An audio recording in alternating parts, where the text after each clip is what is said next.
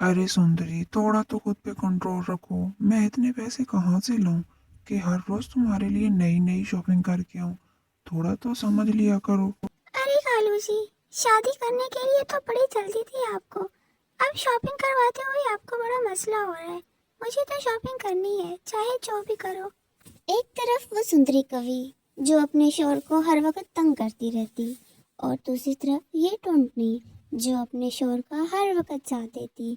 साथ ही में वो काम करते और गोलगप्पों का ठेला लगाते, और इनकी इकट्ठी मेहनत से इनके घर का चूल्हा जलता। इधर कालू कौवा सुंदरी की शॉपिंग के पैसों की वजह से परेशान होता है कि हर रोज ज्यादा से ज्यादा खर्चा करवाती रहती है, और ये बेचारा उसके लिए शॉपिंग करके फिर आ जाता है। ये लो सुंदरी, तुम्हारे कपड़े और जूते और तुम्हारे मेकअप का सामान। अब तुम तो राजी हो। हाँ कालू जी, मैं तो अब बहुत खुश हुई हूँ। आपका तो हक बनता है इसी तरह हर रोज मेरे लिए शॉपिंग करके आना। प्यारे बच्चों, देखते हैं सुंदरी कवि अपने कालू जी की कितनी शॉपिंग और करवाती है और कितने खर्चे करवाती है। तब तक प्यारे बच्चे अपने नन्हे नन्हे प्यारे प्यारे हाथों से चैनल को लाइक और सब्सक्राइब कर दो। सुंदरी अपनी शॉपिंग देख के बहुत खुश हो रही होती है। जिधर उसको फैशन का शौक होता है, उधर ही उसको खाने पीने का भी बड़ा शौक होता है। शॉपिंग देख के तो बड़ा मजा आ गया है, लेकिन अब तो मेरा दिल गोलगप्पे खाने को कर रहा है। क्यों ना आज मैं गोलगप्पे खाने जाऊं। सुंदरी कवि को गोलगप्पे खाने का बड़ा शौक लगा हुआ था, इसलिए वो वहां से उड़ती है और सीधा गोलगप्पे खाने को निकल जाती है।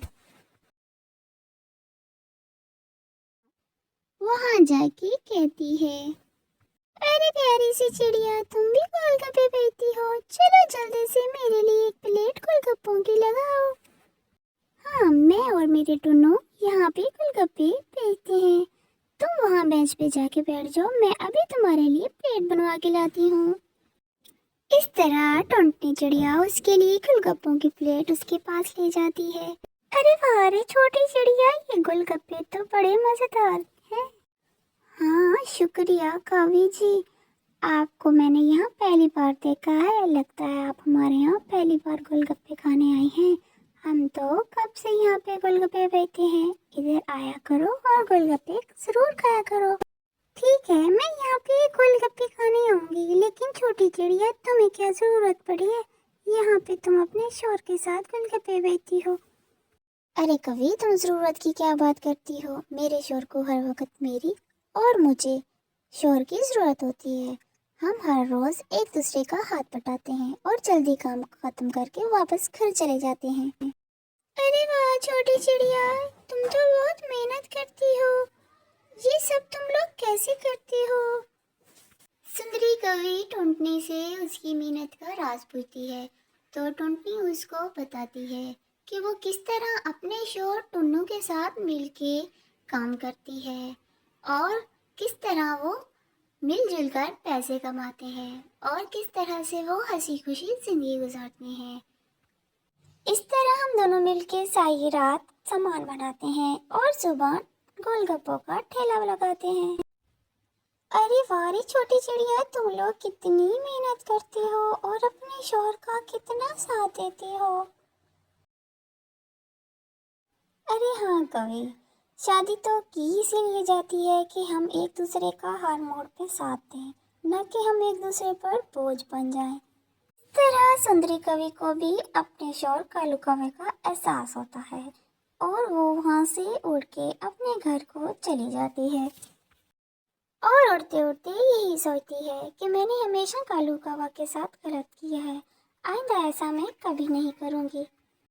घर पहुंचती है तो कालू कौवा को कहती है, कालू जी मुझे माफ कर दो, मैं हमेशा आप पे बोझ बनी रही। आज के बाद मैं आपको कभी तंग नहीं करूंगी, कभी भी शॉपिंग का नहीं बोलूंगी। अरे सुंदरी, तुम्हारा दिमाग तो ठीक है। आज तुम क्या कह रही हो? आज तक तुमने मुझे ऐसे कभी नहीं कहा। ये आज तुम कैसे कह रही हो मुझे? सुंदरी चिड़िया कालू कौवा को सारा वाकया बताती है कि वो आज गोलगप्पे खाने गई थी, और किस तरह से उसके दिल में कालू कौवा के लिए एहसास पैदा हुआ है। कालू कौवा ये सब सुन के बहुत खुश होता है और उसको यकीन नहीं आता कि उसकी बीवी इतनी सुलझी हुई बातें कैसे कर रही है। कालू जी, आज के बाद हम हंसी खुशी जिंदगी गुजारेंगे और एक दूसरे पे बोझ कभी नहीं बनेंगे और हमेशा एक दूसरे का मुश्किल में साथ देंगे। इस तरह कालू कौवा और सुंदरी कवि भी अपनी जिंदगी हंसी खुशी गुजारने लगते हैं।